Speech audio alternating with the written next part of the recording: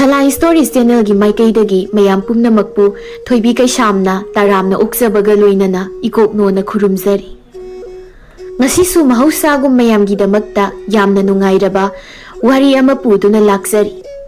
Wari asibu ibirakpana Athouba Meetei. Channel asimaktada ahanba tangkak sandoktuna tahanjakra matung anisuba tangkakni mayamda khudol tamjanabagidamak puduna laksari bu wari asi. Hausik mayamgi maphamda wari asi khudol tamjage mayam punna taminarasi. Silokna usek langzadagi tarakpaga sintha leina lauringai tanzaduda Aladdin du silok tamna yungna paikhatki. Aduga silok tu Aladdin tap launa oklaga makhadamu paitharei. Usek langzadu uru unglaga langzadu masada matu amata yaudabi arapa asauba umang amada yungna lak-tuna khonglaga paisinki. Tha khra haukri haujik siloki matik mathongna Aladdin oikri.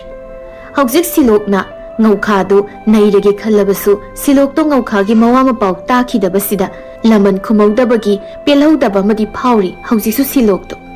Nongma mitrang hanubidu sinthalegi yumda Lakli tompoka lambida mitrang hanubina tompokta. Tompo nang wakhaldi tare ko hausikansia hanagum nupigi mamangda potsai mullaga sathokpi khotokpi kaidu tawdre ko. Mitrang hanubi ai wakhal tare adu oidi nupi thibadi yare ko. Matambu heleda nangdi nupi thibagi. Chahi kunmanga subda ngai kainoi bo aidi. Sakpu chahi na lepa yabro nangdi sakne na humpugi malaga aingondagi chahi khita leithaba malaga ado karim khallunu maithong manabadum phangani. Hoibo ai adubudi thajai deibo mani aduni nangna phangdoriba nupi se chahi humpu manbi amani yaribo wari masarsi. Nabok na pagi tauraga masidi ba. Lau satsise taman kreko chalibase tamale. Somda Aladdin du laupari muksauba ngayokpham labuki pukri amagi mayaida. Ontok pa nga haidudi. Nga bu aina dum pirasu yarabudubu nga sing boy na sagi dana ningay tawzariba. Aingonda. Aigi mangda seliba pukri si leiriba kwaidagi sauba ngasi pharaga pizarage ngasidi silokse. Aladdin du onthokna sauraba nga du puraga sinthalegi yumda yalaga paisilei. Mitrang hanubiga tompokasu sinthalegi yumda leirami. Mitrang hanubidudi Aladdin ubada hausisu thazatri. Hanubidu matomta makhongadi yauzaba natine masigi bungo Aladdin se kusu kumin kadi sangtrik sangladana. Silokna Aladdin nga si phani na pharakladi simdokludana. Mitna kupada simdoki. Nangi mitrang na simbadi saningdi ay khutnoy na sim. As maraydi pare ibo nangso pare ay thang amaga sadan na mathuwalaga simlagi ngasi. Yari Aladdin thang su sadan su yum si layriba asingba thang sadan se sisinadobani.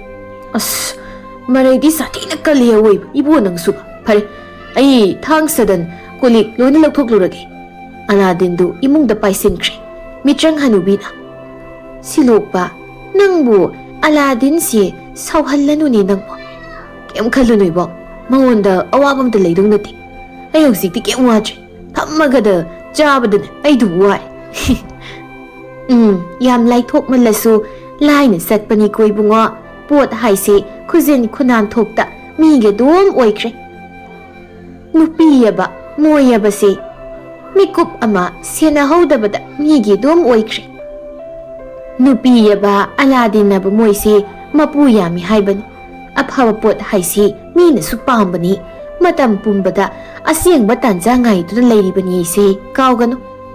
Lamhelaglaga Likli dara kauta dara kaino tok amu hapsilaga thamkhru loire kainoibo adoibo ai yumda thunong tisake ima bazi hoi sida purakpa ma natraga sinthalega ima ga se aigi yumda pukhiba ma tompokna ekoi su punna sasi kaino no yumda mathangna sasi mayam aina sinthale yumda pubuda hausikti ai su araiba mi natrabani mitna kupada aina tawgi khanba thabak tawba ngamlabanina.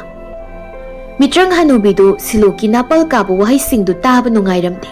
Sinthalayga mamagado kaithelda.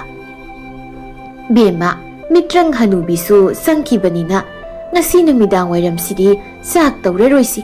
Kaithelsia lusilasi. Hoi adoima asuk sawba kaithelsia aikhoi khak cha kaithel phamisi kaigino. Bema chak thongba haisibu nungaiba thabaklani adugini chaki kaithel thoktribasi. Adoima aidi ta Siloksia hanaga manadi misi mayamdagi khar hek matik mayai leiradi napal hekta karai. Masi hongna sani bema masi taibang miyoi bai khoi khakta nate malem taibang pal sida leiriba thawai pan loina makta napal haibase yaugani nasana nasabu phathaba tab Silokna ima isabu kaidawnungda thadoktuna satkidawba nate. Sinthalaidu mamada yenglamlaga mama masaki sak thongphamdu waitai. Sinthalaidu matomta ado tasilo nang hanagadi yam khenari adubu ai nangbudi yam nungsi. Siloki leikaidani Siloktu maming yamna satpa naha ama oirami. Laisa loyombi kaya matintana ngaunarami. Adubu Siloki masakti kanamatana uba nate. Yausang tha matam oibaga khulgi lampak khuding Siloki warina laisa kayagi amata ngairaba khwaidagi nungairaba warina pham oirami. Khul amadani laisabi sabul khara ukhul kanna tawri. Laisabi amana ukhul tawna tawna. Thabal songbada wayung duisya kaigino ha ita mayam. Laisabi amana o aduru ita wasingsia korokoini yunglaga mainam singdo wada loina thetlaga thabal songdoiba adui wayung doiba. Aikoina ahan mangdoklini wayungbase. As mairadu kelaga kokta muk taraktana maiga loi saknani ko aikoi loina. Laisabi amana itasing moi Aladdin du kauraga mitrang tawhalaga maingalan sira. Laisabi amana Aladdin haiba mitrangi laido Silok haiba pakhangdugi makuta thokpa laini itasing. As aidi Silok to masak yam uninge di itasing. As aina Silok to uraba adaidi aina Silok to pharaga iwa oithoklaga magi Aladdin da sana mayam thokhalaga aisya ina khunmi nupi ma oiraba. Laisabi amana nangi ahenba pami simadi suongdini haibema.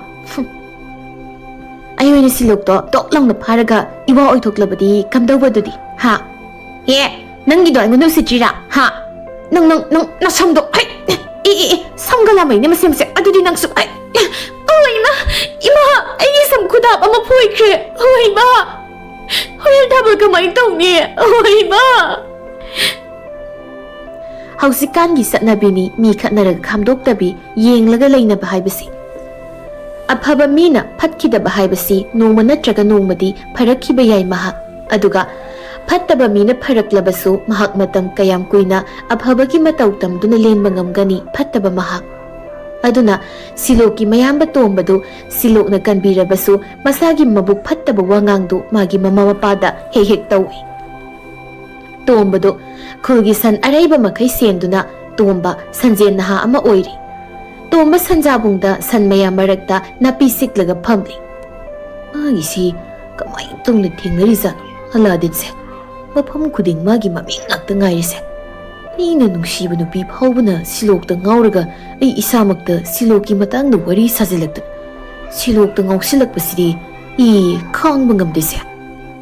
Tombado amuk hawgatlaga tangaukhado adum sikra malini mama pawta takijeni kanade yumda mu khaluragi aigi phattaba wakhalse duga kari tawba yaba gyaido adusu wakhal amu khaluragi wakhal khanbada iral dingma nate. Laikhidraba ngaukhagi sana sangaidani ngaukha halakhidabadagi ngaukhagi nahasingsu amata lakhidre magi yumda. Ngaukhagi sana sangaido magi nupi sanaga masanupi khakta leiri. Sanado masanupiga mangolda mi lakpa ngaibagum phamli. Naha khar sanglai. Naha singdu sanagi manakta lepaga. Itaima mari makhong amata phangbangam de dadagi. Naha amana tadadubu thawaiga thakraba zalasini. Itaima Sanana phare thiruranu laina lauramlani. Hinglagana halaklasano, hingragana sorat sondok patabani. Thapanayami, tiraklibase. Naha amana. Hoy, adunay tayo. Panakuireba tiraklisi. Apaba thabak nati, lamlaki sao siksing, thamayraga kulayoy na sisinabhay si tayo. Waraw bibayati, itay ma uhay si kara hinjin kramalay. Naha amana. Skari nito, tangdangang diba? Skang dito, ay so pangangdangang siya. Adoy ito, karino, buksip tangla tilaklibas siya. Sana nakaldagi, nang napanasum na ngangli kalagasu, mahak eigi puroy bani. Mana panapatri haragasu, mahak eigi puroy bani.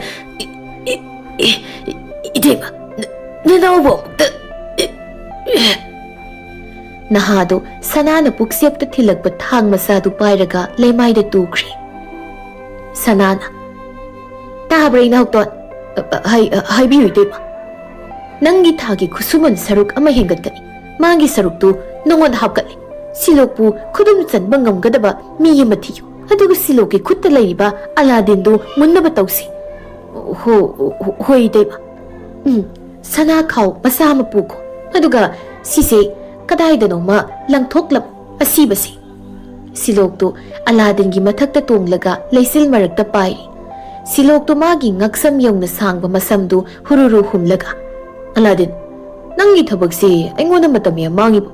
Aigi phat tawraga mitna kupada yum yobudu pamibo. Aladin du paina. Pangkri da koibo nangse. Punsigi nungaiba mahaw haisi nang mahaw tang bahaitre. Si phazadro nungaitro ha leisil marakta aikoini na pairibase ha makada yengtho singpat turel thekna khoina pikna masa uriba singse yengmuda pukning sumatro phasabana loire aidi thawai ni yengli somda mathakta adudi tha sikhra naksilaga yengningro haibo yaini yengsine nangna ngamjaradi tha lebak phabu yoksilusine Hoi pare, ado aina tha lebak yobada aigi matik mayai mangkrabadi kawai tawba. Yare, ai tha lebak ka sasaningri makada khara nemna pairasi to. Aladin du matomta paina. Aina ngamdaba kari legini pho nangbo. Aigi taibang misunatana. Aidi Aladin ni Aladdin. Thawai pan masunate aidi mitrang. Aladin na silok tu magi maray bakta koy pay tu napurak lami. Aladin ga silok ka do lamhang amada pay tharai. Silok tu Aladin dagi hik kumbaga Aladin na. Taribra silok. Kay dori Aladin. Ay nahay ka dori basi nahak mo na daw. Ay bu mapam matam kang nakauto. Napal daw bayadi. Ay bu sisin na doon. Asoy bahay basi mikup amadani. Ay gi mapudi apaba minat raga pattaba mi hay baliti. Aibu sizinariba midu na haibado kak ingadoribani. Apaba thabak oigera, pattaba thabak oigera, moina haibado aina tawgadoribani. Maram masina aibu mafam matam khangna sizinau. Aladin du Likli ema thokhallaga. Se, aibu horen Likli masa asida hapagapu. Aduga nangi tangai phadda matamda Likli makhumse hangdoro. Ai tholakani. Silok tu Likli du de yenglaga. Ado Likli si sawmali khara pikthal pubu wani. Hoi. Aladin na Likli du yam pikthalami. Siyuradi pubu nungairani da. Ado aibu yum phawba hana yehol. Aduga nang Likli manung sangkro. Hoi. Adudi nang yum salasi. Moi ani du mafam adudagi asangba masuda banglaung pokhairaga mangkri lamhangduda. Adubu yengbada angawba manba masamana makoina pongyom nupa amadi moi anina asangba masuda pokhairaga mangkhibado mamit mana yunglaga yengaga lehowi. Hi mamoi asangba thoklamnaga mangkri. Hi Silok to Aladin gi matik mayay ama paibadagi napal haibaduma mayay oirabdi kazare. Silok na mayum de yaobaga siloki mayum makai anauba sakre. Maral mathumna sangoi lukoi tekle nupi thiradaw ngaire. Masi Thoisabu, Mamo Oisanaba Mongol Karakpa, Nupamayum, could not take but a yadraduna, Paklangda, Saikei Kotli. Masini, Nungairak Bahibasi, Migi Mingak than Hibadu.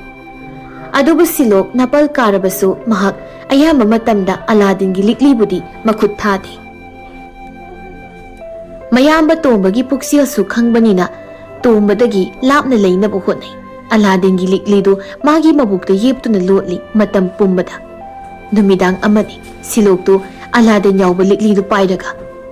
Sana Kauzo was Wumtaga, low the Viachi. Lara Bisingsa, Sana Kazik the Yenki. Ainangam the village chicken nose. Imaipa, see yet what Basile Loena. Fuxiel Piputasaudi, Sanatom Silanki. Pataba Minunga and Bayati, he and a Patta Wakal Kalakani. Kanadi, Aladdin Kautoki. Siloktu, Mahi Likli do hek hangbaga, Aladdin do, a sangwa Maiku Mata, Bang Long no Pokairaga Toglay. Siloktu, Mahi Likli do hek hangbaga, Aladdin do, a sangwa Maiku Mata, Bang Long no Pokairaga Toglay. Kaido Bungo, Amambasida. Aladdin, hey, Sana Kauzo, as one bummy. Nangbu, Yung Kaisani na Sana Kauzo, Taram, slow credit. I don't know Conadre, low in cool labor, Yum Sabaga the Loitri. Yumdo, Aina, a hinga mother, Konung on Thoibi Keisam ya the Narrator. Adu Yari Hanuba, mean and Nang Tibada, I wonder I had upon Pirakan. I wonder Nang lay Kankini, Aina Nangsi, no libani. Eh. Aibu, Hanuba man, bread. Nang hing not leave a say to the Gobani, Hanuba. Aibu, season the bungam leave a mean. Bakung what like Kaki. Sana Bora Mutokalagi go. Namang the Killagalay to Sana Borama. Ado, Sana say, Aigium powder, Tanzilla mob. As. Nangbu, see muk tang dog tangs in dog soro, Nangika, Adum, ai, Koktoya, Dubu. Sanabora, Nang, Imung Dumukiluro. Sana Kausaudu, Amuk Mangtre, Adubu, Silokna, Tauriba Singdu, Tombana Amama Pamamadagi, Lona Yang Lampi. Oh, Aladdin Harisi, Masiway. Tombadumagi Pamungda. I saw Aladdin Silk Tung Pirati. I said, my lamb sida, Michang quite Dikiba. Me moy bangam naba. Mitrang mi ho bayayse. Adu itardi. Likli si huran bayaba tansa mo ngay batapni. Sanagi sana sangayda naha kara sagol thausilay. Naha singdo sagol dagi kumlaga. Itayma silok tu mayumda Lakli masawsik mayumda layri. Oh, adudi Aladdin su masada loy na rabatari. Ado Aina haiba midudi phangdre dumnoi. Itaima nupada lang thake hairadi masak matau yam phazabi tagat tekbi nupi ma mathau tai. Nupa aisidi masagi nupi leira phauba atopa magi nupi digi hena phazabi nupi ma ubada khudakta magi nupi da isau langba khatna ba hauba ngamlibani. Mana ukhiba nupi do magi oiba phangladaba. Oh, nangsu adumain hek tawra adudi inauton. Mina tawbudusum thengna bani tayma.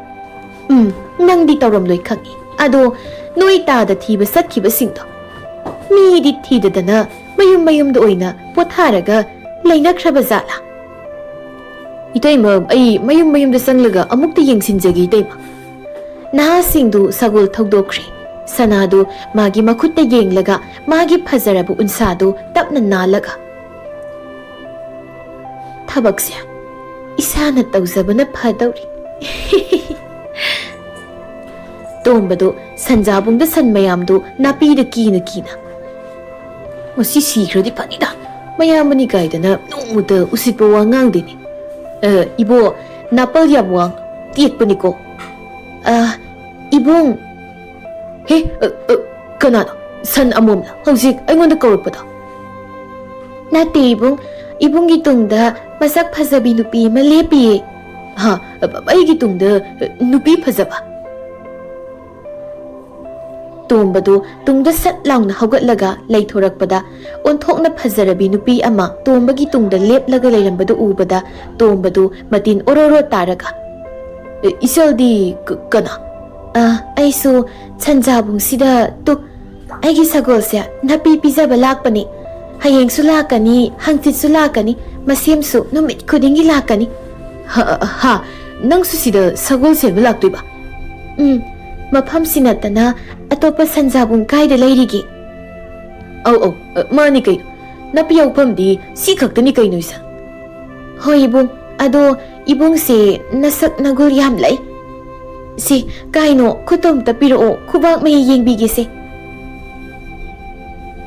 heloi manbi nupiduna yam thuna tombada khauri konmi uphak tawna napsilakpaduda mapun sida nupi phanglaktriba tombadu masadu humang anapi ka khai niktana leikre nupiduna makhut ka do tap tap pairakpaduda mayado kongolga ka khai niktana leikre tombadu numit kharani haire tomana saka sada khai numit phauba thokjingai khullai kai gi sangol khuding sanglaga san araiba makhai sanjabungda hoi hoi na pukhibadagi ayukta sangum sungadaba sanbi mapusing silo hoida wakat thangalakli sangum sumba nanghauje haidana yamna ngaliba ayukni mamsumam liba matamni tombadu sayema pairaga thokri mamadu mangolda lepaga tombada yengna mamana silokta tari braibungo law mapanda mukta thoglo migi sangum sungadaba sanbi phauba sangum sungadauba ayuksida sanjabungda numit phauba thokjingai nayambana sansenba pukrise ai migi miwa yamna tare aduna nang nayambana asuk ngana sansenba sanjabungda kumise ma ayuksida kari tarino amukti yengu sanjabungda masi hiloigo ongnarabra khangde ai silokto thoklai hoima ai yenge hiloigo ongnaramasu yai tasose mabukka phatre hiloiga lawraga mu ladi imungsi pomloi loiba tare nang sukarando ngang lairo nongta nayamagi tong tapti inoksu chalo nangi Aladdin ka do yawalanu ko amuk sigi thabak sidadi smina targa khuima sibu hai tapna haibani yare salo numit zap yungba phauba tombadu sanjabungda phamli siloksu umana pungba amada tonglaga tombabu yengli aduga masak phajabi nupiduna amuk tombaga silokada amuk mungsong amadagi yengna masamdu sitnana punkhatlaga tombase sangsilaga bakut masase tap tap pairaga hekta singlagi somda tombadu matomta phamna magido aibu ngauhalliba kaidura chakhalliba kaidura khoirang halliba kaidura umchakna halliba kaidura nungshi halliba kaidura atai aido kari leire kai di oiruzalo somda siloktu mayambana nganglibudu taraga magi mabukta yepliba Likli du bak launa hangdoklaga Aladdin nang manak nakpada hiloiga ubra mukta yenglo ai tasosi yengi hiloi ai di karina nipa karino nang hiloi khangdraisa khangdida ai di soide sunatana nang hiloi khangda boira ado aina di nang khangiko ai di apaubani kaino Aladdin khangdaba mimda leite kaino malemsida wareda nangi wari si tabadu wareda tabra nupa masa ada saliba nupi sira nang hiloi haido ha hiloi haiba asdi tasogi managda sangkreni hai Aladdin Likli manungda sang ai nupi si kanano amuk tangi sanglaga natomta sangba yaro nupa masa nupi si araiba nupi mani maduna ai yarga sangsi ai na hai si tadi nang ai na haiba ingadaba natro ngakbigani ibungo adubu seksinadi sangbiyo ibungo ai Likli manungda sangi Aladdin du Likli manungda sangkri siloktu tombagi manakta nupidugi matungda inakhi adubu onthokpa haibaduni siloki mabukta yepliba Aladdin yawba Likli du upambi makhada tahori silokna udagi kumtharakpada aduga nongma Aladdin ga siloka uhauba angawba nupadudi silokna nupidugi matungda inakhra matung angawbadu umakongda makokto hotlaga sensinkre aduga Aladdin yawba Likli du pairaga hausikhi sangchek sangba mido sida sangkibani ai amuk hangdoklaga yenge Angauba nupaduna Likli makhumdu bak launa phaktokpaga Aladdin du asangba masuda bak launa paithore. Kari tore nupa kananu nangde aigi mapudu kaida satkre hey nang kananu ha. Angauba Aladdin da sathina ngakna yenglaga Aladdin nangdi mamai ka pali he. Hey mamai nati masi ai khong ai khong pande nang kananu ha. Somda sanana tombagi makhutu pairaga kanna singli silokna mayama tombabu kanna yali tombadu sanana singbadu da haraubana loira mali. Hey ai bu kanna sigo nang nei bu phathu da pubiyo ai bu sembiyo. Hey silo nang ai gi khusi thadune nupiduna hey aina nang pharise nang se iwa oigi na phaba nate angka amada phadoi aina nang se angka oigere oiroira nang nei bu phabiyo. Silokna sanagi makhutka tombagi makhutka do thadatnaba kanna hotnari. Ya masi heloidi natre potse ado nangna iyambase kari da phajaradana kari matik yordana pamino haibani da nangna mangondagi phangena phangudu sangi sangom mangai sanado silokna magi makhutto kana pairingai masidi silokta satlangna konsillaga tusillaga masasi tap tap pairaga maraga Aladdin da maraga amukta satlaurage. Sanada tombagi makutto satlauna thadoklaga silokta satlauna konsilaga siloka punna laimai da tusili. Aduga sanado siloki masado tap tap maraga. He magi masasidi Likli imta yaudena. Silokna sanado intoklaga. Kaino nangna ingona nansilaga koi ma marisiba. Ho Likli Aladdin yauba Likli. Eigi Likli silokto magi Likli du tap tap mabada Aladdin yauba Likli du yauramdre aduga sanadi hotana senkre sanagi matungda tombasu tanakre silokto longna hipna masa pumbadu koima maraga Eigi Likli du kaida nupisi na soitna puramlani ai nupisi phangji phawba tanadaba yade nang Eigi Likli do hek pidabada nangi na san pido aina Silokto phuklang haugatlaga sanadu tanaki aduga somdana Aladdin du angauba nupaduna Likli manungda hapsillaga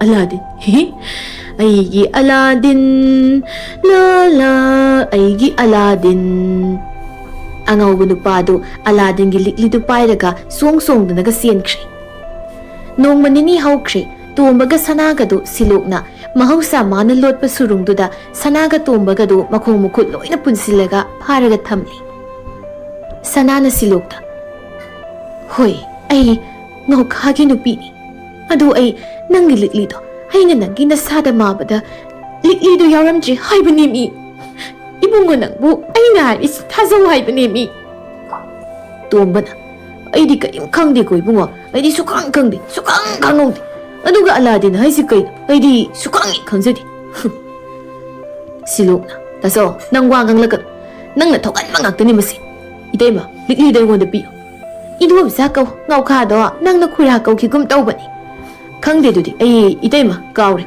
mamangi wari da khura kau khibra ta da kau khibra ai kawre tombana ha mamangi wari haiba mamangi han wari da ai yaw khibra adudi haibu yawe ikoi loina yawe ahan wari da sina ni subu saruni adudi wari taribu maya Aladdin haribu wari sigi ahan saruk si hana tadradi ani subu saruk si wakal tararo aduna ahan saruk si tabi sanana karino masigi tombasidi phasana ngawba mi oira zatni dana aina siloksia saudana ba themgi tawraga mana ngangi singsia Silo Likli do nayambada bihibani aina manani Likli hurala o haisi aingonda karibu taso nangsi apapa tawdene hey mana haisili bungo ai ma kanano khangdi hojik phawba kari nang natra aina Likli do nangona piradi nangna ai lawni hairi natro aina silok da Likli do lawraga nangona piraga nangna Likli do payaga lehoba natra kari aina nangonda Likli hurala kargon hairiba ha Likli do noyani na aingonda kaida lo lami harakti phawba noyani sida dom laiba tare Siloktu sanaga tombagadu surung manungda thanamlaga thokri. Siloktu surungi mapalda. Ai mitrang hanubigi manakta chataba yadre. Adubu ngaukhagi angangto mamagi manakta mama masa leijausano. Sana thakna marang kaina thambiramlaga surungsi mapandagi nungaksilamagi. Somda Sinthalaido Laikai Mama Nabi ama Jenkiba Tilak Bangai Pamda Mama Nabi Amaga Wari Sari Mama Nabina Adum Lakijabo Noi Aladdin Dubo Lakiji Mayumda Sakibadagi Lakiji Lakani Kadobage Mayamba Masi Sing Luhung Kayhung Bayaramni Mama Mapa Laitaba Kota Basu Yaram Bayai Hoi Adumai Kandok Lada Lady Isu Ado Mana laki khaladi mitna kupada inakta yarupa ngambani ma. Mamli bani Sinthalaidu mayumda halakpagi lambida Sinthalai tungdagi silokna. Sinthalaidu tungda sat launa. Ta silok. Silokdu wa ngangdi. Sinthalai sangsilaga siena konsinjay. Miku khura silokna Sinthalaibu kollaw matung Sinthalaidu kona. Aladdin Aigi kudagi satkri. Sinthalaidu silokta kona. Ha, kaino haisibo kamaina no. Kangde isu. Phana siksinadi senazabani. Adu kangde ai. Sinthalaina siloktu mapangal kanna kolaga. Kem khalunu. Lan haibasidi amuk lakani, amuk chatkani. Ma aigi lannati. Ma aigi kulaini. Aladdin ta. Hattaba mi maki kutta taakibada malem taibang palse mikup amada loigani. Yumda hana sangkisi tasilo nasado khongna lakpagi wabana loiri. Lao kai kutta piro lao yum yauna basatsi. Somdari loiri phazadauri angaubu nupado Aladdin yauba Liklidu pairaga umangambagi manungda. Aladdin Aladdin Ai Aladdin Hojikti ai ngaubu phaba yarena. Ngaukhagi khutta Aladdin. Aigi khutta Aladdin. Aigi khutta. Ngaukha sidri angaubu nupadu ngaukhani. Ngaukhana nokpada umangdu pumnen nilli. Urak warakta tongbu useksing lak-laktana paithoknaki ngaukhana nokpada. Saji tanaramba nongsa kai sajidu hundoklamlaga hot-hotana chenaki. Umang manungda senba paturel singda leiba lairen gumbir sing ngaukhana nokpagi khonjel tabada kibana irol nungda lupthanaki. Ngaukhadu Liklidu pairaga makhut anidu thangatlaga. Hojikti malem taibang palsi aigi khubam nungda leirani. Kadai Likli se hangdoklaga Aladdin se tabak sizinaba hawrage. Hai iya. Likli makhumsi amuk hangdokle aina. Hai Aladdin si thoglakle. Aladdin thoglakle. Aladdin do yam sawningna Likli dagi thoraklaga. Karino hayo angamba. Aingonda siba naidanaba sida hidak hairiba pambidu piyo. Adudi aina ngamloi angamba. Kari aina haiba khudingmak nangna piba ngamgadaba natra ha. Angamba sida hidak hairiba pambidudi Aladdin aina mitrang tawraga semba yaba hidak nati. Malem asida khwaidagi luba ising irol natraga malem asigi khwaidagi wangba singdolda phangadabani. Mahakti pambina semgadabani sida hidak mahido. Mahakna hauramgani haina singnariba mafam ani asi malemda khwaidagi luba irol natraga malemda khwaidagi wangba singdolda hauramgani haina lainingba singna haibiramba lei. Sida hidak pambidubu thiba satpada lainingba sa kayagi punsi khangu takta mangkhre. Adubu karigumba sida hidak pambido phangduna thakpa ngamlaba miyoy adudi malem taibang pal sida utki mapai oina tungkhrabasu mahaktudi siroi atopa malem taibang palamada amuk hingdun lehugani atopa thawai panba singka. Adudi aikhoi nina madu thiba tabani. Angambagi yathang injagani Aladdin aina. Aladdin du matomta matokna pangkhre daise angawbani haidana ngawba phaluba ise Madi ai thibada ngawbu oiramledna minai masase silok aba gadhagi angangduna aigi punsise minai asingbu tahalida kari silok haiba Aladin ha o sidaida hawpamdu silok su khangmani haibani kari silok na sidaida hawpam khangi haiba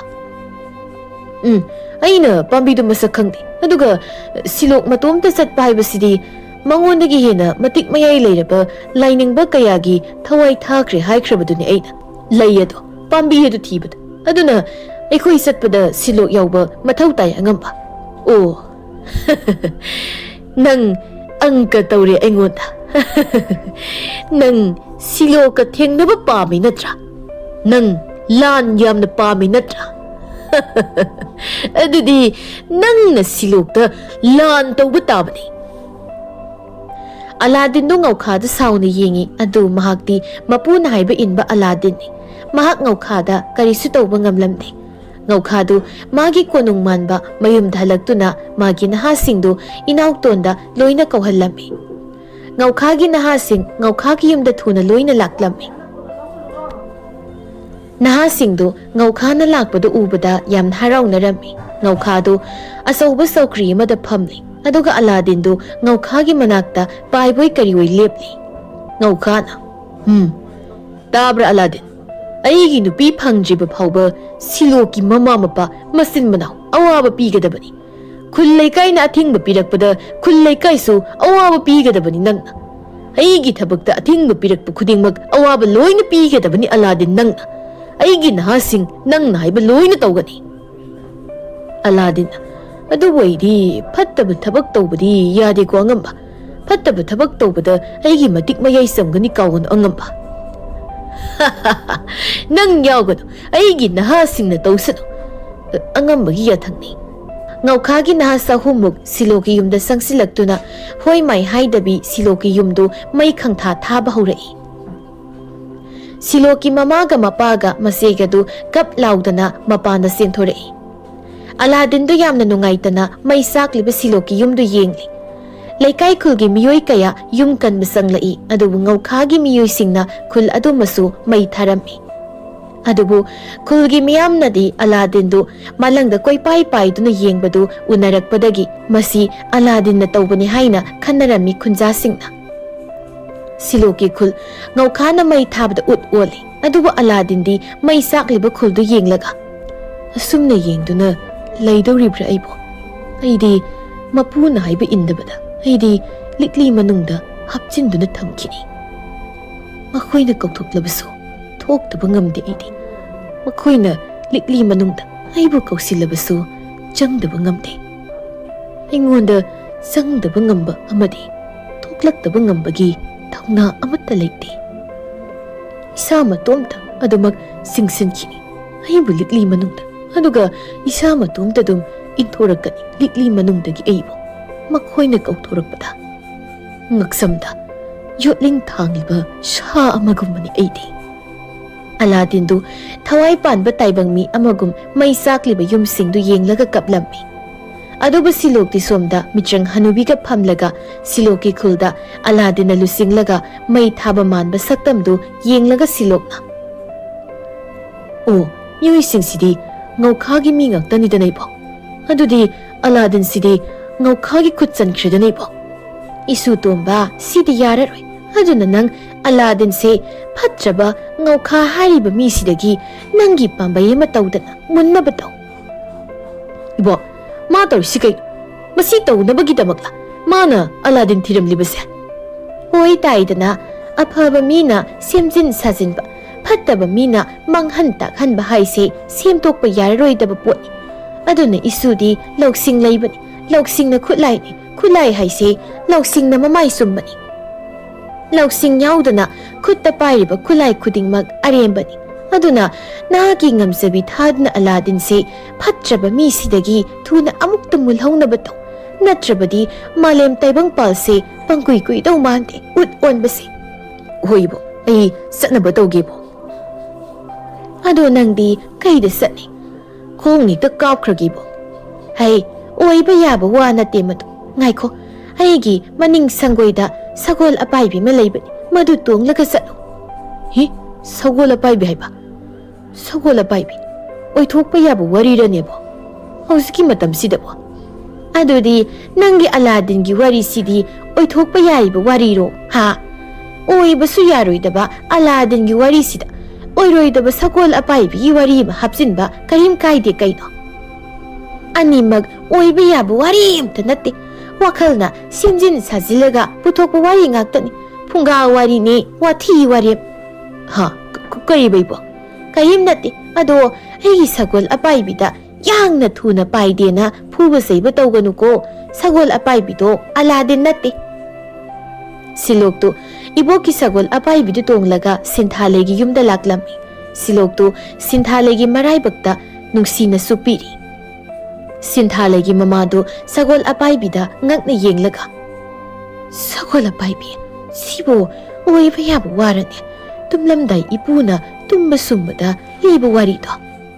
silokna ima oithokpa yaroidaba Aladdin gi wari ma ibada hena oithokpa yaroidaba sagol apaibi gi wari masu layami iboki ado sintha ngaukha do siramtri aduga Aladdin do mana phattaba lambida khulai oina sizinakre aduna ai Aladdin do ngaukha gi makutagi thuna mundaba yatre imaga phazana leramo aisu laki lakan nupi aisidi thabak thoramda yet paibani lan mai pa ke haridi nupi yauhandab lan mai thi ge haragana nupi yauhan haidi nui senari ngai lan mai thi ni haibani aina aisi yare tumina thunab ta sakro karim na leirano silok to sagol apaibi de tonglaga thuna satkre mama do sagol apaibi de yenglaga ibema nangi se sagol apaibi se tongningbagi haibadi natte ko sima nang siam paktre phagi tawbani da ma hek halaklaga tong somna siloki mamaga mapaga masiga yauna kul yangkhai mu ngaukhana mai thara matung kul yangkhai gi yamlaba miyam du ngaukhana pharaga Aladdin du khulai oina sizinari ngaukha gi yamlaba nahalising kaya duna khunja singdo thang pairaga koisat chatuna sangli ngaukha du mayam mamang da phamlaga taribra aigi minai oiraba Aladdin mi yama aigi mangda halo Aladdin aigi sana kanglonda phattaba thabak tawba yadaba haiba kanglon ama yauri angamba aduna ai thawai panba amatta hatpa yate adudi nang aina hai ngaukhana Aladdin da mitrangi mai matum ama kapsili Aladdin du ngaukhagi mitrangi saina du yamwana mapita na khanglami haujikti ngaukhana phaduna thamliba miyoi sing kaya du Aladdin da lan na khanaramba du koktuna Aladdin na phangliba saina du yengbada ubada thamoi sopna nungai naramdi miyam du Aladdin du saina khangna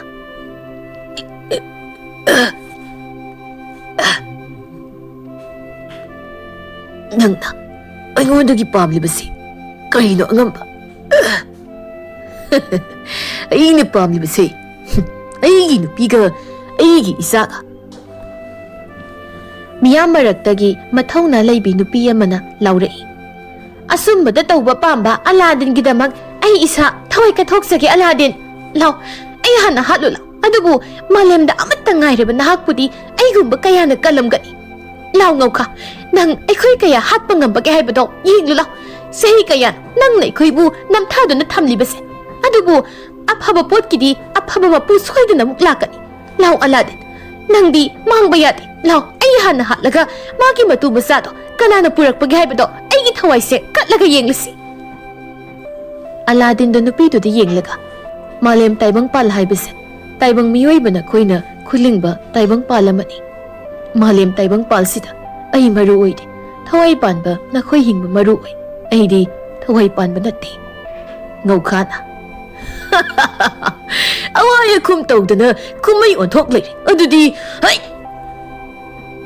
mi lising kaya gi maraktuda ngaukhana mitragi maibul ama langsinki miraktuda maibul du pokhaiki mi sama mu khudaktuda mai saklaga kapna launadana koisen cheli miyam du na mai sakliba miyoi singdu mai kan balak na ringai Aladdin du mai sakliba miyam maraktuda khangpai paisinki Aduga magi mitrang ama sat launa manil oina makutna kapsinki.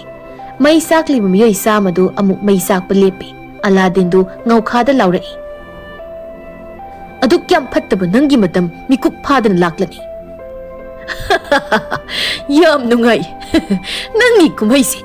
May sak padu paudi ayina kanbi halabani nangoda.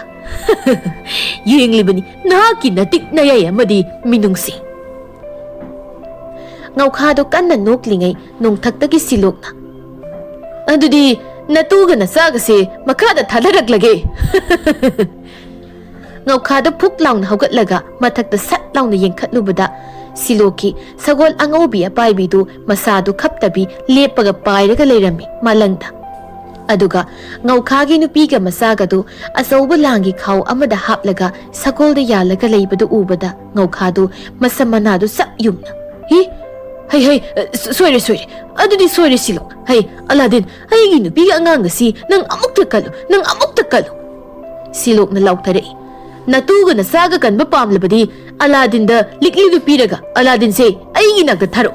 Hey silok nang aygi maigi mitrang si kapkhalaura ha kapkhalauro natuga na saga si makada thadarki okpa ngamri yenguni nangi mitrang duna. Hey adudi yaroi ai pai bidi haiti. Ngaukhagi masanupi na lang manung adudagi laurai.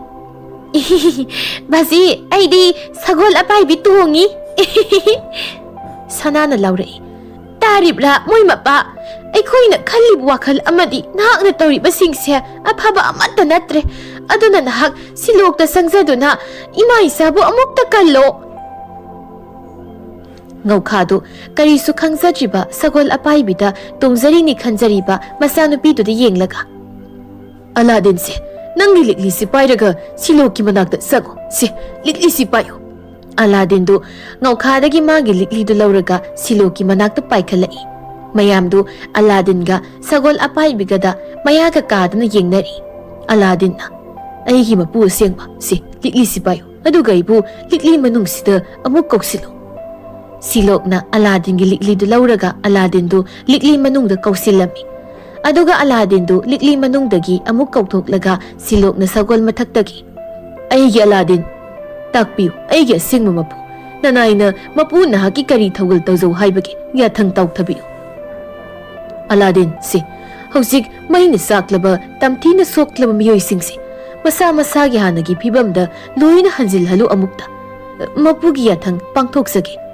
taribra ngaukha masini asing malusing baharibasi ngaukha do mapi taithoklaga tumina kaplaga sagolda yalaga thamliba matuga masaga da yenglaga lepli siloka yathang matung inna Aladdinna maina saklaba miyoi singdu mitrang kapsinduna asokpa singdu hanagi phibamda hanjil halami silokna ngaukhagi nupiga angangadu ngaukhada sinarami ngaukhana phaduna thamluraba siloki mama mapa amadi masidu kalami silokna Aladdinda ngaukhana mai thakraba khulsingduki yum loinamak mitrang tawduna khudakta sahalami imung khudingmaki awat apa potlam khudingmaksu Aladdinna loina pibirami aduga silokna ngaukhagi mitrangsu Aladdingi mateng lauraga ngaukhagi matik mayaidu mahu sattuna mayai pungsam samhalami aduga silokna sinthalaibu magi nupi oina lausingduna silokna magi laibak adu phattaba singdagi Aladdinna ngaksilanduna